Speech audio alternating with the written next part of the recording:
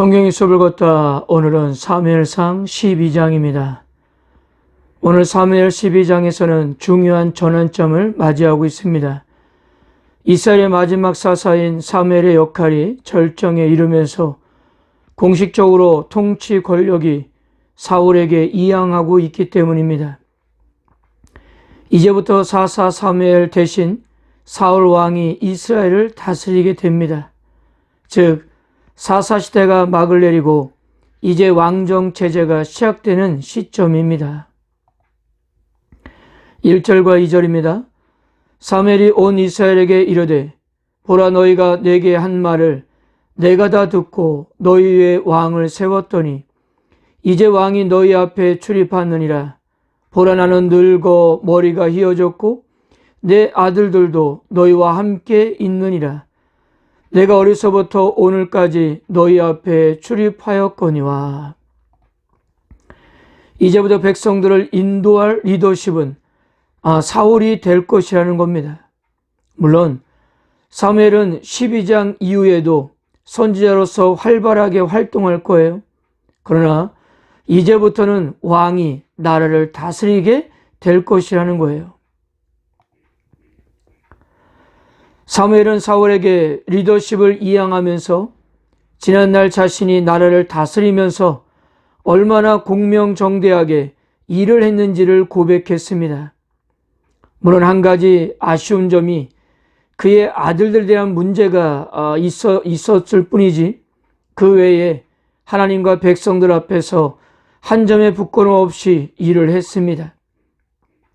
사무엘은 성경 전체에서 흠을 찾아볼 수 없는 사람 중에 몇 안 되는 사람이었어요.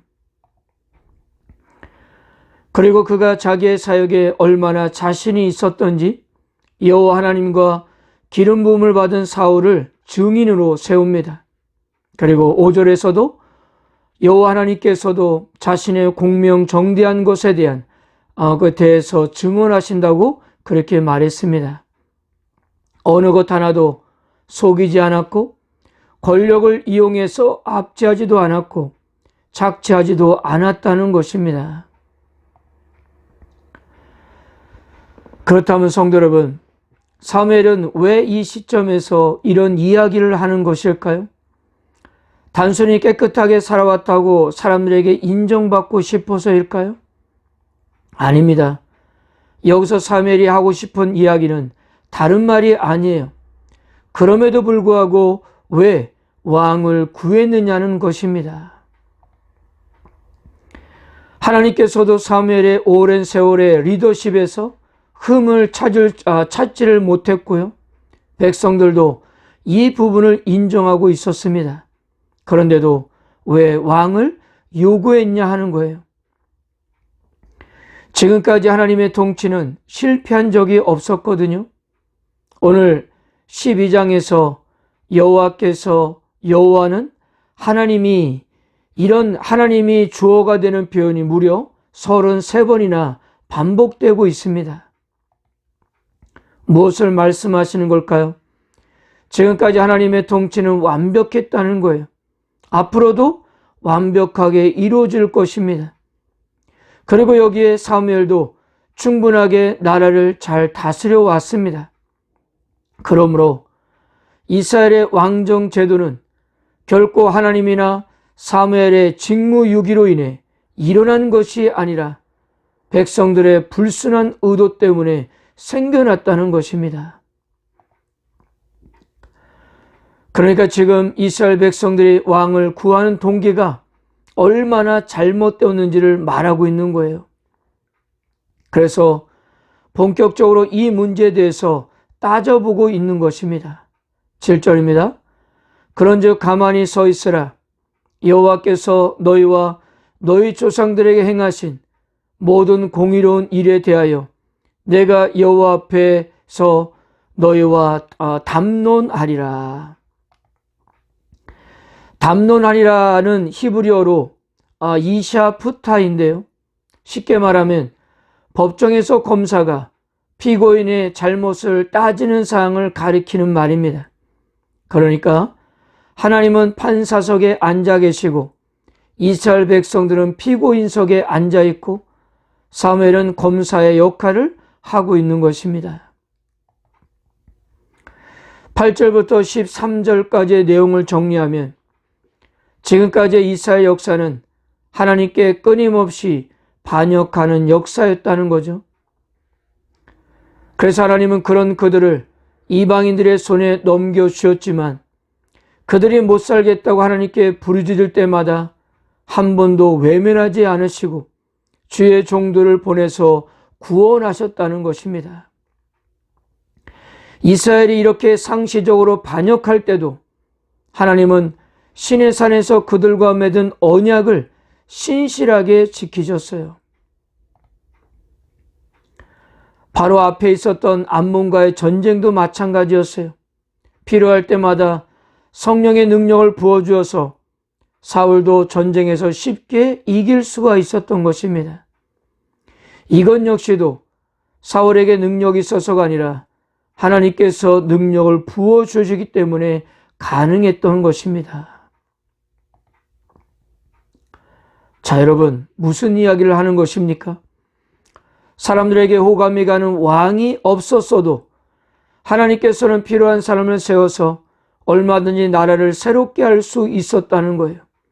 그런데도 굳이 이방인들의 위협을 핑계 삼아 왕을 요구한 것은 실질적으로 하나님의 통치를 거부하는 죄악이었음을 강조하고 있는 것입니다. 하나님께서도 이것이 하나님 앞에 큰 죄악임을 알게 하셨어요. 17절과 18절입니다.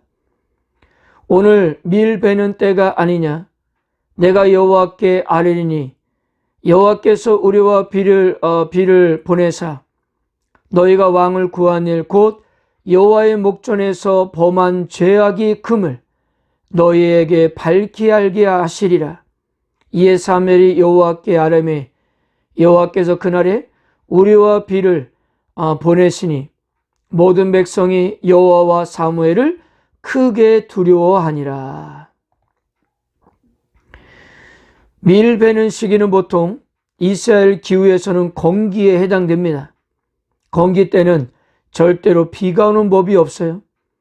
그럼에도 우리와 비가 쏟아진다는 것은 이 일에 하나님께서 얼마나 진노하시는지를 이스라엘 백성들로 충분히 알 수가 있었던 것입니다. 그래서 그들 역시도 다시금 하나님 앞에 회개하는 모습을 보였습니다. 자, 그런데요, 사무엘의 설교는 이렇게 아쉬움으로 끝나지 않았습니다. 하나님께서는 과거에 반역을 하는 이스라엘 백성들을 품으신 것처럼 이번에도 하나님은 당신의 백성들을 품으시고 언약의 관계를 유지할 것이라고 말씀하셨어요. 비록 왕정제도가 하나님께서 원하시는 방법이 아니었지만 그것까지도 품고 가시겠다는 거였습니다. 그러면서 사무엘이 강조한 것이 이것이었어요. 20절과 22절입니다. 사무엘이 백성에 이르되 두려워하지 말라. 너희가 과연 이 모든 악을 행하였으나 여호와를 따르는 데에서 돌아서지 말고 오직 너의 마음을 다하여 여호와를 섬기라. 22절 여호와께서 너희를 자기의 백성으로 삼으신 것을 기뻐하셨으므로 여호와께서는 그의 크신 이름을 위해서라도 자기 백성을 버리지 아니할 것이요.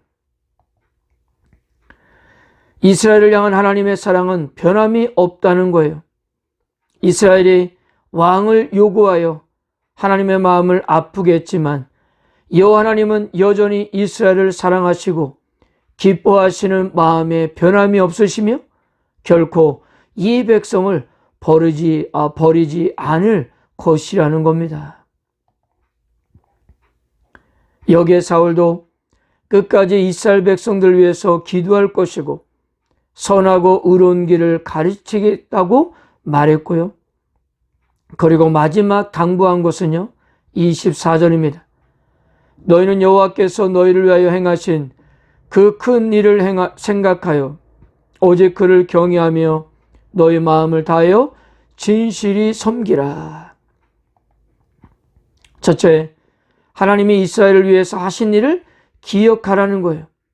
둘째는 하나님을 경외하고, 셋째는 하나님을 진실이 섬기라는 거였어요. 즉, 삶의 모든 영역에서 하나님을 사랑하는 것이었습니다. 어떤 면에서 이들의 미래는 이들의 행동에 의해 좌우되기 때문에 사무엘은 신명기의 말씀처럼 이스라엘에게 생명의 길과 죽음의 길을 제시하며 지혜로운 선택을 권면했던 것입니다. 사랑하는 성도 여러분, 오늘 사무엘상 12장에서 확인한 것처럼 하나님을 떠나고 반역하는 이스라엘 백성들이 그래도 지금까지 올 수 있었던 것은 전적인 하나님의 은혜 때문이었습니다. 그들이 잘해서가 아니라 여전히 그들의 손을 놓지 않고 있는 하나님의 사랑 때문이에요. 무엇 하나 자랑할 것이 없는 연약한 백성들이지만 그러나 하나님께서는 그런 그들을 선택하시고 기뻐하셨습니다. 정말 생각하면 생각할수록 말이 안 되고 이해할 수 없는 하나님의 사랑이에요. 사랑하는 성도 여러분, 하나님께서는 오늘도 이러한 자비와 용서로 우리를 사랑하고 있음을 믿으시길 바랍니다. 이런 하나님의 은혜를 생각하면 우리가 어떻게 함부로 살 수가 있을까요? 사랑하는 성도 여러분, 오늘도 하나님의 놀라운 사랑으로 우리들을 붙들고 있다는 거예요. 그러므로 우리의 삶 전역에서 주님을 나의 왕으로 인정하시고 하나님 말씀을 듣고 순종하는 자가 되시길 바랍니다. 하나님께서도 우리의 삶 가운데 당신이 왕이심을 나타내 주실 것입니다. 오늘도 하나님 앞에 정직하게 설 수 있는 하루가 되시기를 주님의 이름으로 축복합니다. 아멘.